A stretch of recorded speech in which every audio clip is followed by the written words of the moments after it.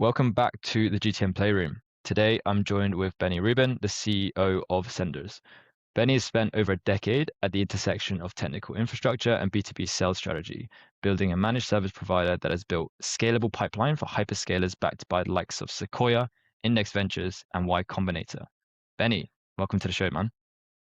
Thank you so much for having me. Awesome. So a good place to start could just be to understand very high level, like how did you start Senders and what was Sure. that kind of original go-to-market motion that helped you kind of generate your first million ARR? Sure. Well, that's a good question. This business is my third business, and my first business, I accidentally ended up in B2B, and I did it kind of the hard way. But the very tail end of that business, I started to experiment with cold email. And at the time, it was pretty greenfield. This is 2013, 2014. So it's quite a while ago. My second business, we're exceptional at getting pipeline, but we were not a good fit for the market, so we shut it down. But again, that was through cold email. And then in 2016 or so, which is about 10 years ago, I started what became Senders, and we started with just doing cold email. And I know it frustrates anyone and everyone to no end, but you used to be able to send 100 emails a day and get 5 or 6 interested replies a day like clockwork. And literally the emails didn't even have to say very much. It was just so novel that you were doing it that you Yeah. get interested replies. So it wasn't really until 2022, 2023 when like the inbox started to heat up and like more and more people were vying to get into it. So for many years, you literally could just cold email out and get interested replies. So when the business really picked up in 2020 or so, we went from, I don't know, 20K a month to 200K a month in like, basically maybe under a year or something, simply because you could cold email people, B2B SaaS providers, and say like, "Hey, you want to do cold email?" And they'd be like, "Yes, I do. I really do." So then that was like the main way we built revenue early. And then uh, around that time is when we got very serious about email deliverability. And then we continued to be serious about it. Now the market is filled in and there's a lot of people vying for email deliverability headspace, but still, even to this day, in the kinds of stuff that we do and we specialize in, there are very few companies that care at the same level that we do. So we still have a lot of clients in that zone.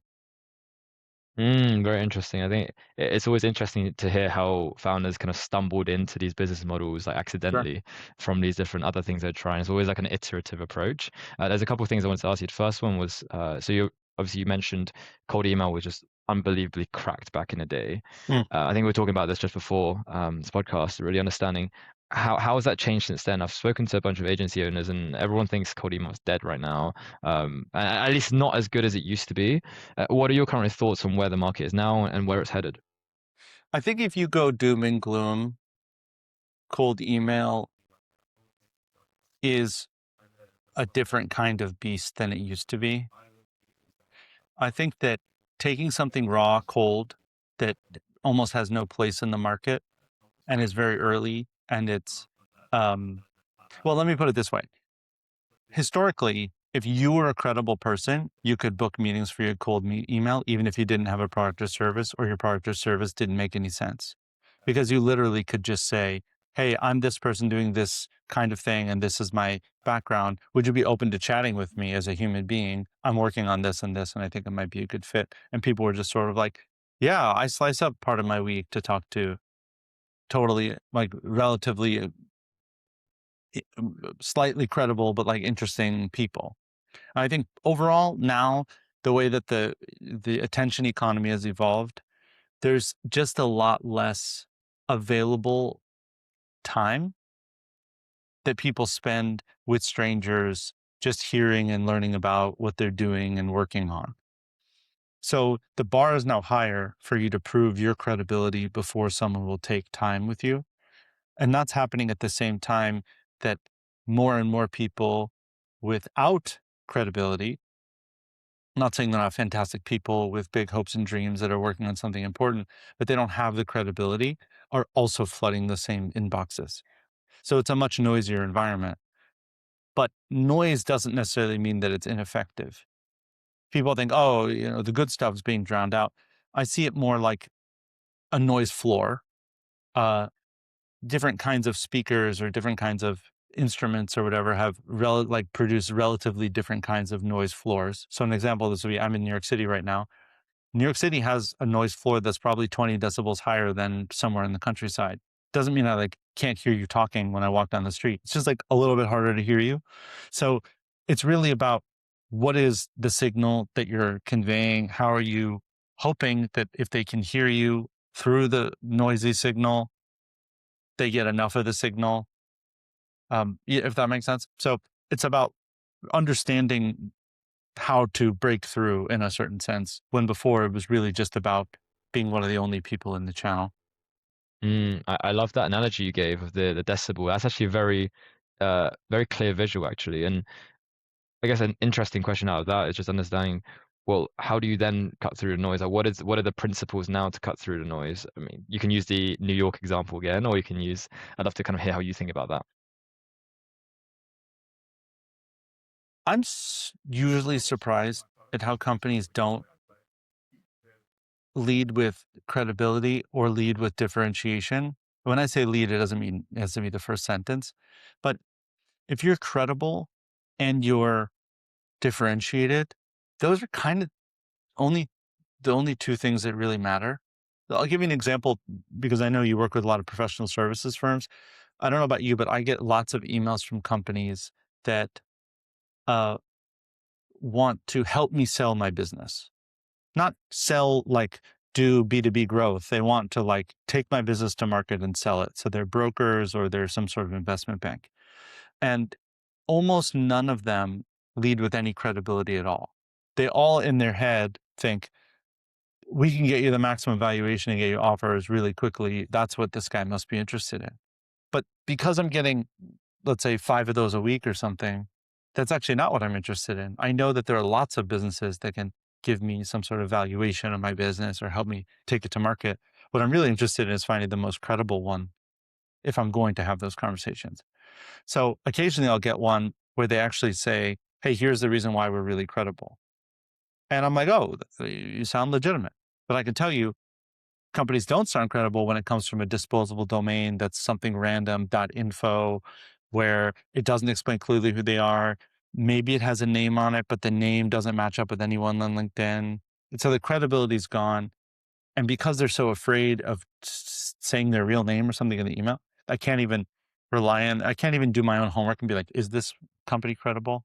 So they're not presenting why they're differentiated and they're not presenting why they're credible. So it's perfect to just be completely ignored. Does that make sense? Yeah, yeah. I mean that's probably also applies in real life. Right. If you just say, "Hey, I worked with this logo and this logo, and I did this, I went to this college and this college," it's like I think people will look at you in a certain way. At least I see in my life, like, and it just naturally happened. Naturally happens when I intro someone new. I always just naturally say like the most high credibility things that they've done, whether it's like build a Yeah. company or done this thing. It's a very natural human thing to do, and so it's interesting how you say it also applies obviously to cold email as well. Even it seems like an obvious thing, but people kind of overlook it. Well, I think there's a couple of reasons why it gets overlooked. I think that uh, the internet community gets um, bamboozled or sort of convinced that there's a paradigm shift really easily. And because they get convinced that there's a paradigm shift, they feel like they need to change their strategy to fit the new paradigm.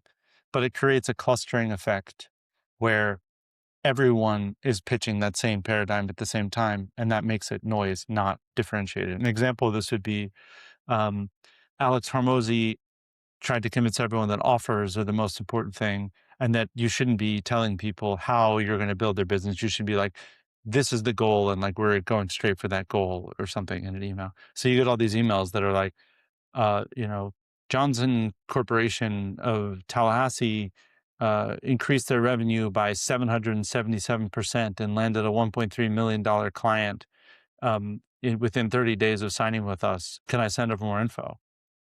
And you're sort of left like what is this? Like what do you do? Like what, you know what I mean? Like it doesn't establish their credibility as the person who sent it to me, nor does it explain their differentiation. And most miraculous growth stories are not the result of a very particular outbound motion being ingenious. They have just tons of contributing factors to it. So you end up in this weird space where you're like, I don't know why. So there was a lot of clustering around that kind of outbound. And I get tons of emails like that.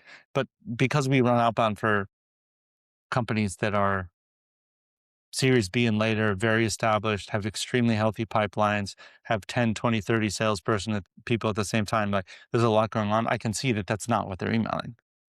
What they're emailing is like very intense, credibility driven, expert level, detailed emails that explain very clearly what they're doing and why they have a reason to be in their inbox and why they should be in conversation with that person.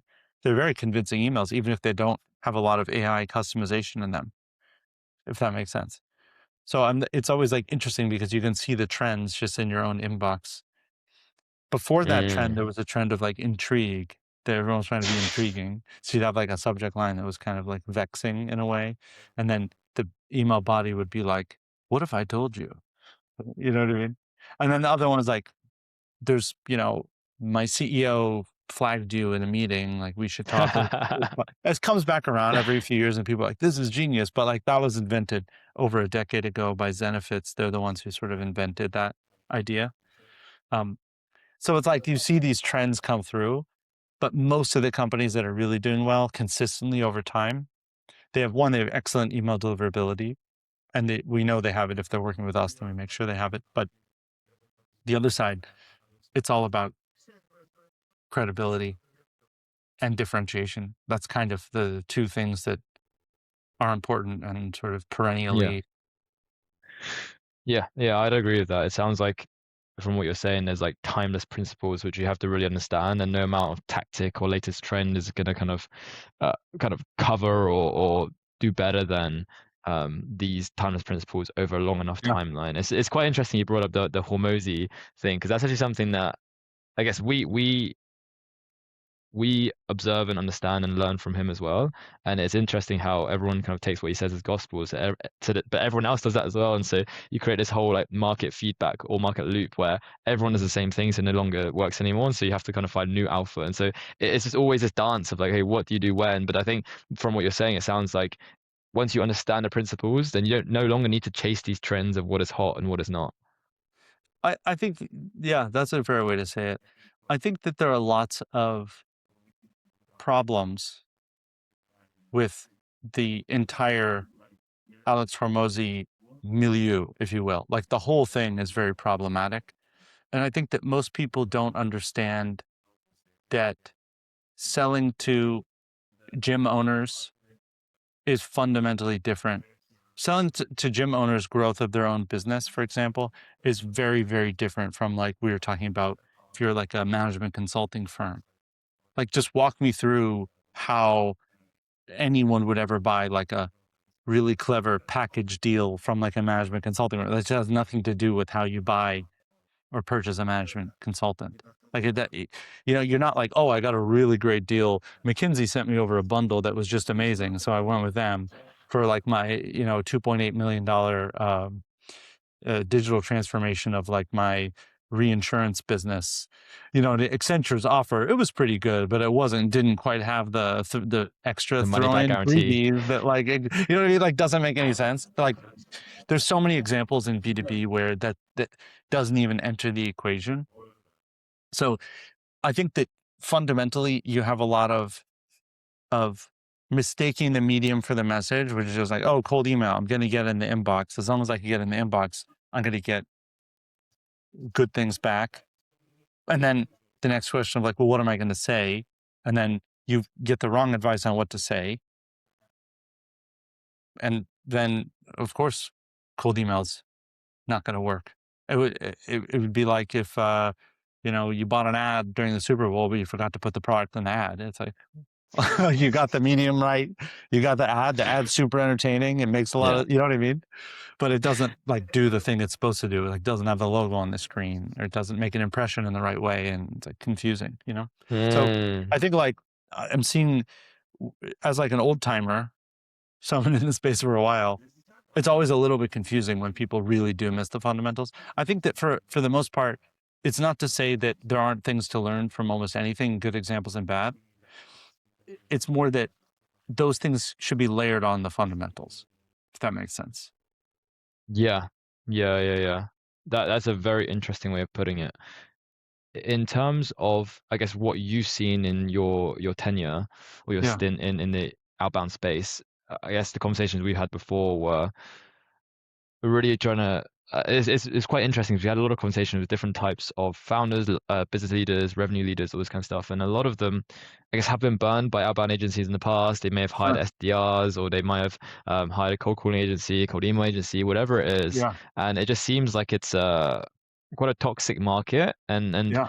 I guess one thing I'd love to hear from you is like, what actually differentiates an outbound provider or someone in this space such that they don't get looped in or bundled in with everyone else Mm. who kind of like creating this reputation, right? Because again, it's easy to, I guess it's easy to execute now, but it's Mm. very hard to do very well. And so that's why, from what I've seen, there's a lot of supply, Mm. but very little like high quality, let's say partners or kind of firms that actually do this well. My feelings about this have changed a lot. I mean, we are talking in what month is this? May 2026. So everything sort of changed in January, I think. And what changed in January? Well, what changed in January was Claude Cowork launched, and millions of people simultaneously said, oh, wait, AI can actually do things that are really interesting. So, what does that mean? Fundamentally, it means that agencies used to have multiple layers of almost exclusive abilities. Um, Agencies like mine, we had really deep insight into what was working across dozens and dozens of clients at the same time. Wow, can't get that anywhere else at the time. We have an email deliverability infrastructure that is already delivering and sending millions of emails. And we have the account management ability to spin up all the things that need to be spun up in a very short amount of time with no learning curve. Well, those three things stacked are pretty potent and exciting for most companies and are worth 3 to 5K a month because hiring the equivalent person would be far more than that. Well, I don't want to say that market's gone, but I think that market's not a thing anymore. If anything, because you have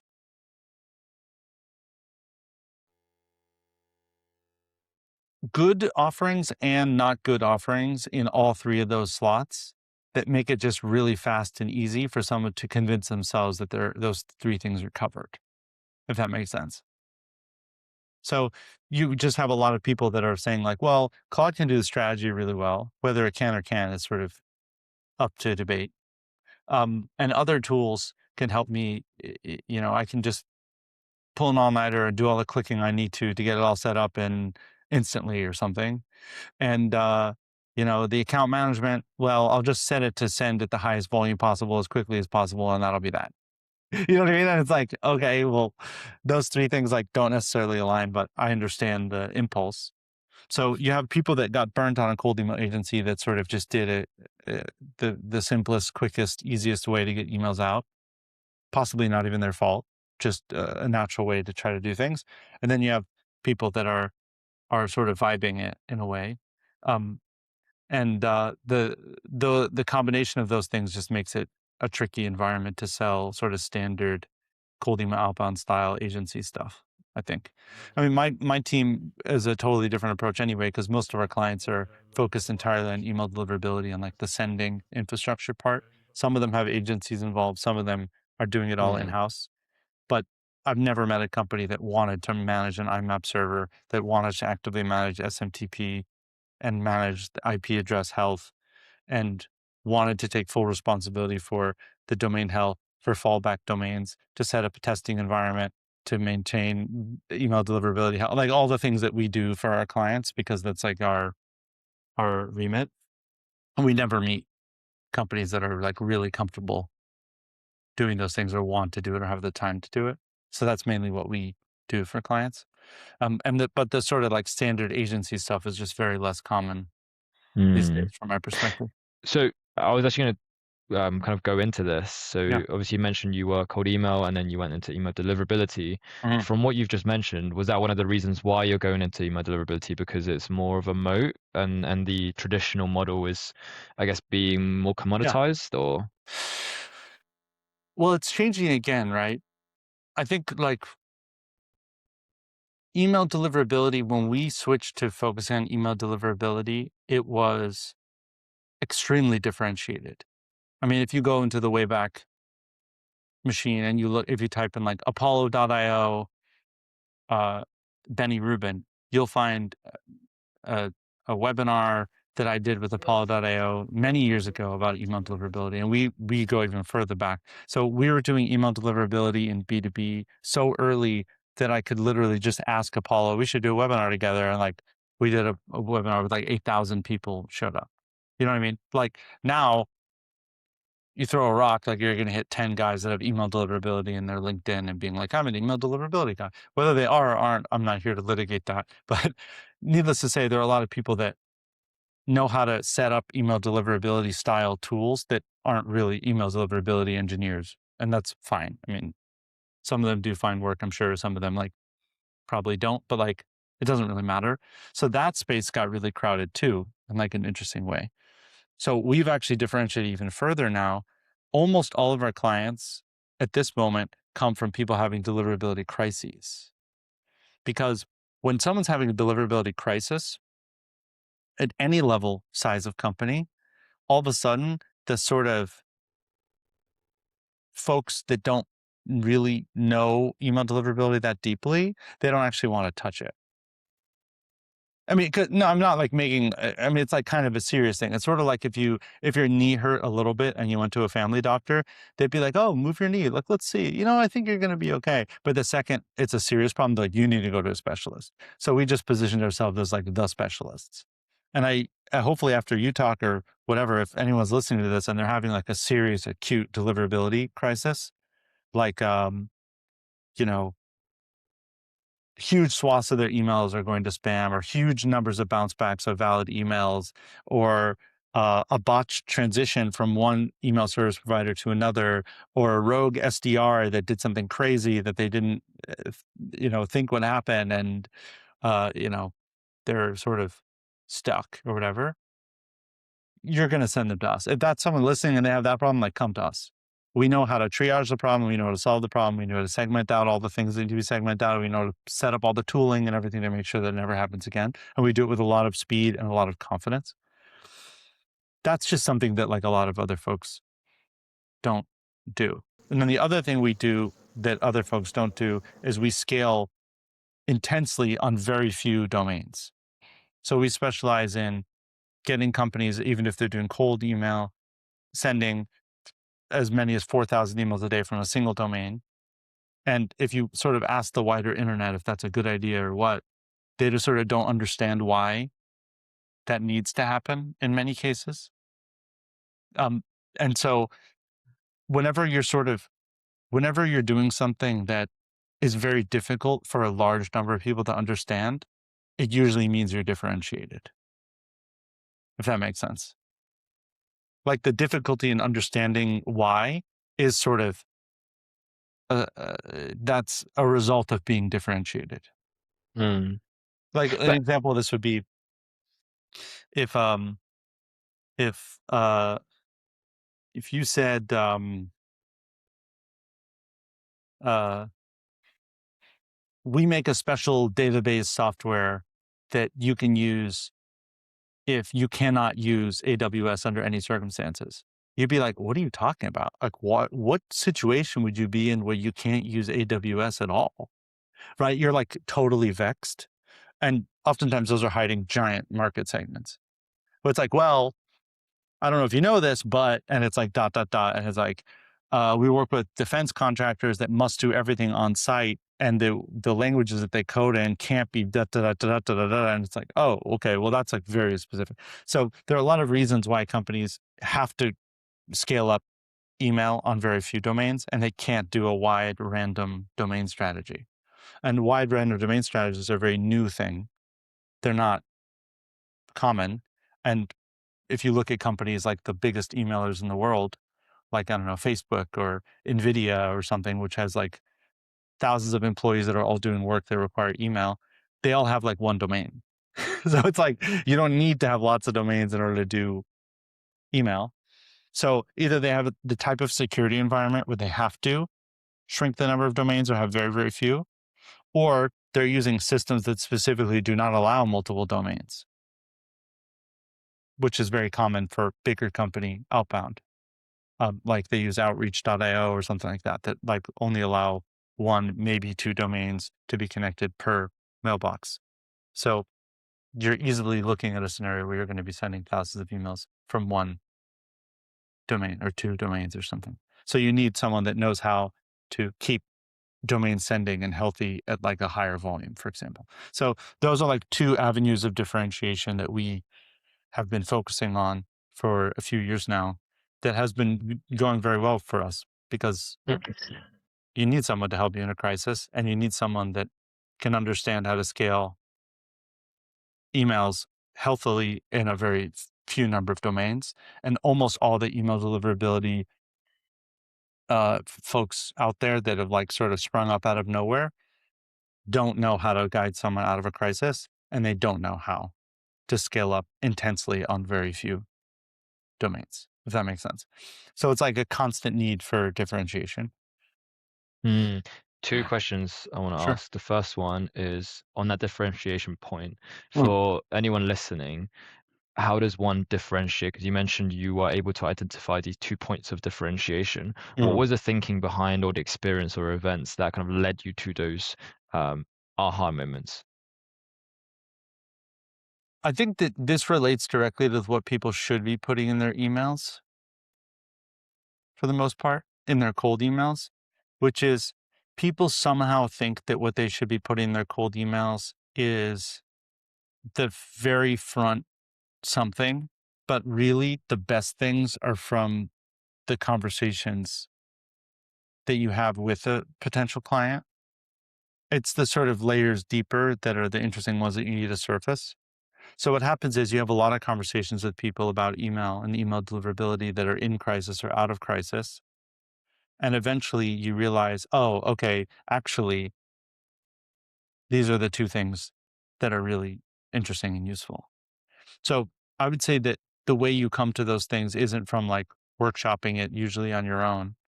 It really comes from the conversations you're having and you're like literally looking at people's faces and being like, what is the aha moment? Or like, what is their reason for signing on as a client? If that makes sense. And if you're not sure of those things or you're making them up or you're sort of hanging out with Claude and like coming up with them, Claude will tell you anything is differentiated. And it's probably because Claude has infinite knowledge. So it clearly can see that in the world of knowledge and of the 7 billion people on the planet, anything you do is kind of differentiated. You know what I mean? Like if there's only seven, uh, CPA firms in your town, you are pretty differentiated. Claude's going to be like, you're totally differentiated. You look amazing. But you talk to one or two or three or five companies that talk to four CPAs and then talk to you. And then you're like, why did you choose us? And they tell you that's probably closer to your real differentiation, if that Mm. makes sense. So the actionable step there is for anyone listening just to ask their clients or people who've just converted into new clients, what was the reason why you Yeah. chose us as opposed to anyone else? Well, why did you choose us? And like, what about us? What about us felt different or like was different? And then if they're Mm, using it for a while, it's like, why do you stay with us? Sometimes the people and the relationships are the thing, but you got to yeah. kind of weed through that because that's not, there are lots of nice people everywhere. There are lots of competent people everywhere, Hmm. you How know? how do you translate that? How do you deploy that differentiation? Let's say you found it and let's say you sampled, I don't know, 10, 20, 30 clients. and they've given you some answer. How do you then deploy that insight into a messaging framework? Because I mean, again, like you said, relationships is probably it may or may not be a differentiator. Mm. But I guess from what we've seen, actually, especially professional services companies, relationship typically is a differentiator. So, Sure. but you can't really communicate that in an email, right? Because You certainly can. someone's got to work with you and build a relationship to know that the relationship is a differentiator. So it's No, kind of like a chicken and egg type thing. I don't actually. I think you're right in a way, but I think that in professional services, you have a very particular thing that happens, which is a consultant, for example, is only as good as their availability. That's it, right? So if you want to signal that you're available, there's a very particular way that you might frame the emails. Or you might do like I looked on your website and I saw one of your case studies about a pre-conference thing. Well, what does a conference mean? It means I'm a real person, I'm in a real place, and I'm available to talk to you in a casual environment. And all you have to do if you're coming to the event is walk by my booth. And and you're spending a lot of money to be there, and they're spending a lot of money to be there. So everyone's trying to maximize the value. So you're sort of signaling like, hey, we're people, we're in the market, we do a thing, you can come and talk to us. Another thing, like for example, if your firm or whatever has like a very clear idea about how you guide education and what parts of your business you're very open and free with, and which parts of your business you're you reserve for your clients, that's another way of strongly signaling that you're a real person, you're available, you're open. An example of this would be when companies do very small professional roundtables. And they say, hey, we do I don't know, I'm just gonna make something up. Like we do uh revenue optimization for mining companies.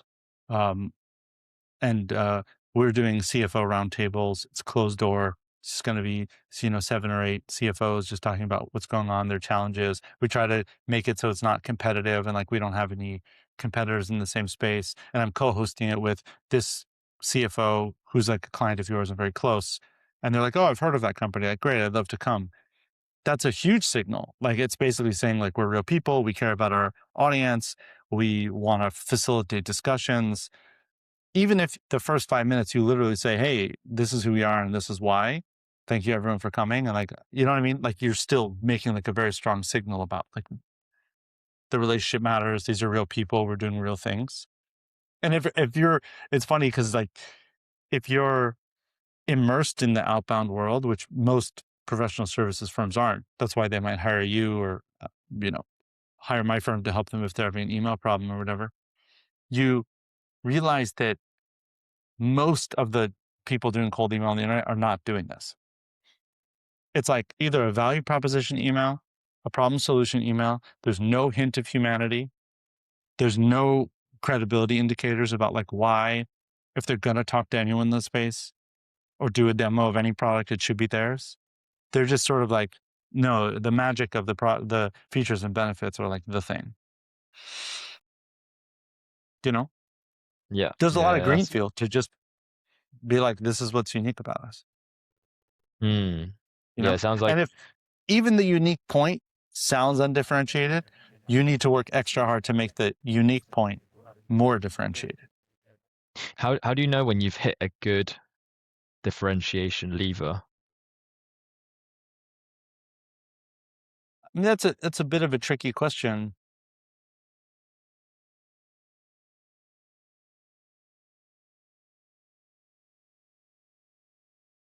It's tricky because the differentiation levers are truly in the eye of the beholder. Like, I'll give you an example. Let's say you're working with a team of divorce attorneys that really are like, we specialize in very quick divorces that are highly amicable, right? That's going to immediately turn off someone that goes, well, I'm in the middle of a 6-month battle with my spouse that I'm divorcing from, and I need a fighter. Like this is, I don't need someone that's going to like end things amicably. So your differentiation becomes the turn off for someone else. So I think the way that differentiation works the best is when it's really true and really core to your company's DNA. And so much so that if you say the difference with us is this, and then you have many points that you could emphasize that with, right? Like, a silly example would be, um, I know the name of all of my clients, their spouses, their children, and their pet names. Like, that's not true, actually, I don't. But I'm just saying, like, if you were like, "Yeah, we're a management consulting firm, but we go really deep and we have very long, stable relationships with clients over many years because we're able to achieve X, Y, and Z." And, relationships really do matter to us. In fact, every member of our team knows, all these things. It's like, okay, well, why would someone lie about that? It makes no sense to lie about that. And when they get on the phone to like chat with you, they'll be, "Oh, I saw that line you said about, is that really true?" And they'll be like, "Yeah, it's really true. Like, we really care deeply about all the," you know what I mean? It's like the trueness is what makes it differentiated in many cases. And being very explicit about it makes sense in many cases. Like in another example, this would be if you went to the same conference every year and you're doing outbound to get to book meetings pre-conference, which by the way is a massive and undertapped use of cold email, 100%.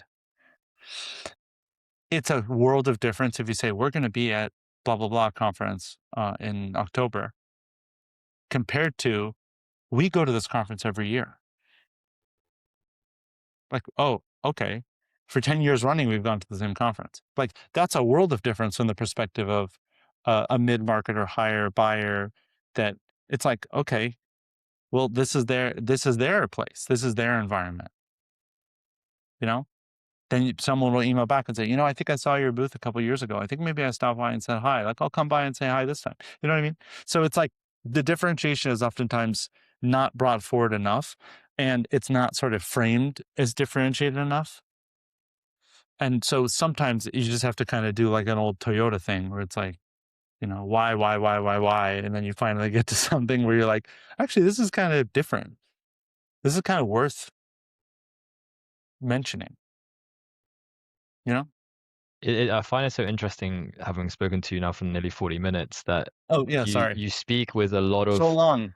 I know. I mean, yeah, it's long, but it's been very, very interesting. I will have this couple final questions for you in a minute, but Sure. it's been very interesting to see how much nuance you're able to provide to a lot of these answers, right? I can tell that you have a ton of experience in the space Yeah. without even having to see your like LinkedIn page to see how long you've been running a business. Like by the level of depth and nuance you can talk about, like differentiation, for example. To the untrained eye, it's just like, oh yeah, you just see what everyone else is doing, you just do something different. And so, but the way you're able to explain it is actually very interesting. It's actually making me think quite a lot as well. So yeah, I mean, very, very cool for that.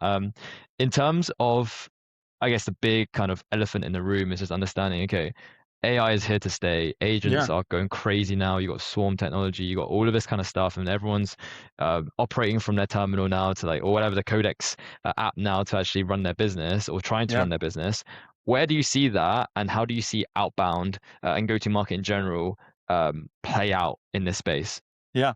So for a few months, we kind of did a lot of teeth gnashing and like thinking about stuff. Like, is this the end of this kind of model? Is this going to be a slop festival for everything? And we decided to build an actual MCP server. So the way it works, a lot of our clients are doing a lot of account research in Claude, and it's not because they're having Claude write them lazy emails. It's actually very different. The way that the most sophisticated companies are doing it, it's probably similar to how you're doing it for your clients. The way a lot of companies are doing it now is they're asking the questions of like, what's happening in the market of the people in my target audience, which ones make sense to reach out to, which do I have relationships with, what points are actually interesting about us that should be mentioned in the email, maybe what's interesting about them that matches up with what's interesting about us. Like a really dumb example would be, it's like such a simple thing, but most companies don't do this. If you export from like your accounting software, you don't even like worry about your CRM. You're just like, who has paid us money in the last 2 years? And then you pull down your entire list of your ICP, like from Apollo.io or something. So like these are the 5,000 companies in our target audience. If you ask Claude, match up existing clients that have named case studies with potential clients and draft an email that draws a parallel between the two, that's already going to be way better just from dividing up who you're reaching out to and why. And then if you layer onto that, what are three things that we know about this audience and market that we learned from the engagement, that already is going to be a better email. And whether that turns into content that you publish or turns into a cold email, sort of irrelevant. But we're seeing a lot of people layer things in with Claude. And because Claude is very, in whatever codex or whatever, they're very good at making their own taxonomy, dividing up and making decisions that are kind of arbitrary in some places, but very like precise, of being like, I think these 10 clients, the thing that's interesting about them is they kind of are like oil and gas adjacent. Like, that's interesting. And like, you know what I mean? It's looking for patterns, and then it's presenting to patterns.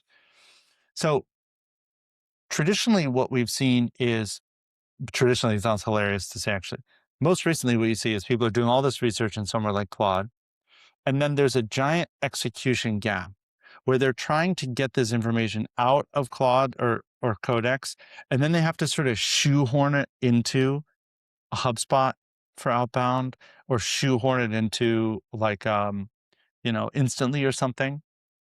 And meaning like, you're clicking and you're like, okay, well, what steps in the sequence are going to be? And are we going to use a high first name tag? Like, okay, we have to make sure that the variables match up, and which parts of the email are going to be differentiated.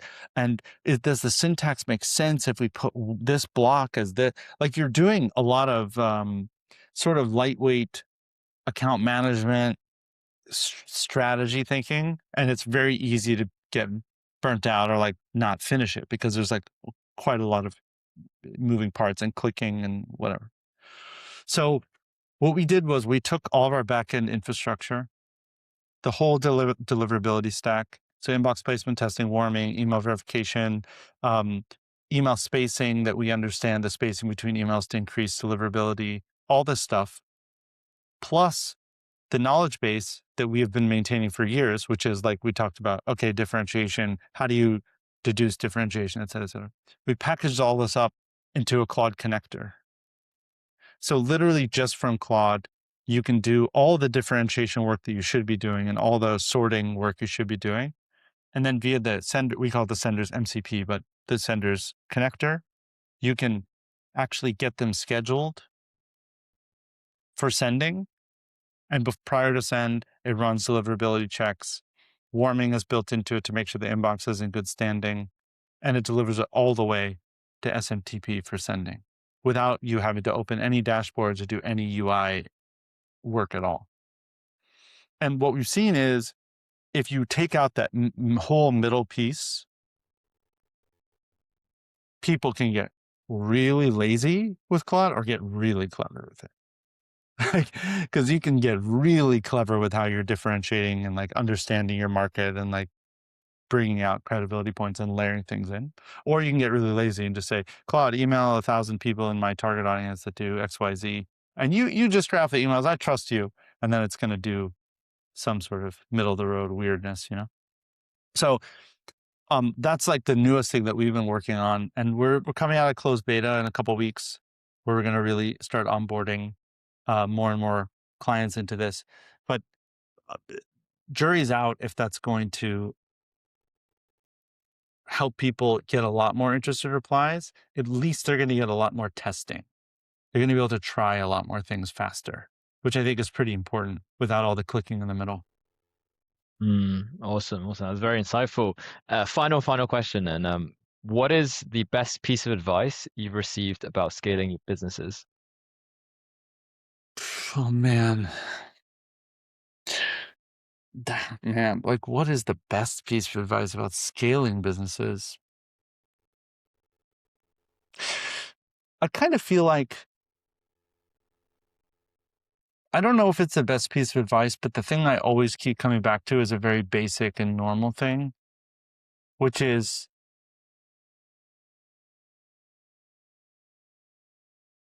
creating an environment where your team, where the people, the humans that you're working with, want to work with you for a long time, and everyone has their own reasons for working with you, but they want to be involved in your business for a long time is sort of something that has always been really important. Most of my employees have been with me more than 4 years, and occasionally I just realize like, oh yeah, that this is sort of like the most important thing. You know? It's like the most important thing that people want to work with you for a long time, and churn is just so destructive inside a business. Even if you churn clients, that's different. Churning team members is just such a tough thing, you know? So I think that trying to create an environment where you want to work there and your people want to work there is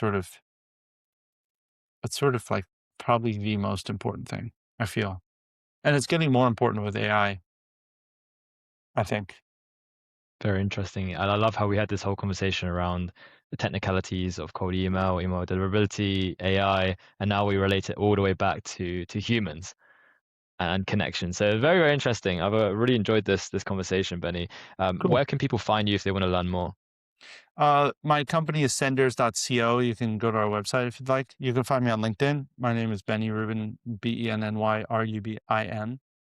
And you can shoot me an email, benny@senders.co. Anything you like. However you want to get in Awesome. touch with me, I'm sure you can figure it Yeah. out. Make sure that email is differentiated and it shows your credibility though. Otherwise, Benny's not going to open it. Nah, I'm just saying, I heard you on the GTM Playroom. Loved what you Well, said. awesome. No, I'm just Awesome. Appreciate having you on, Benny, and catch you Thanks guys so next much. time. Thanks.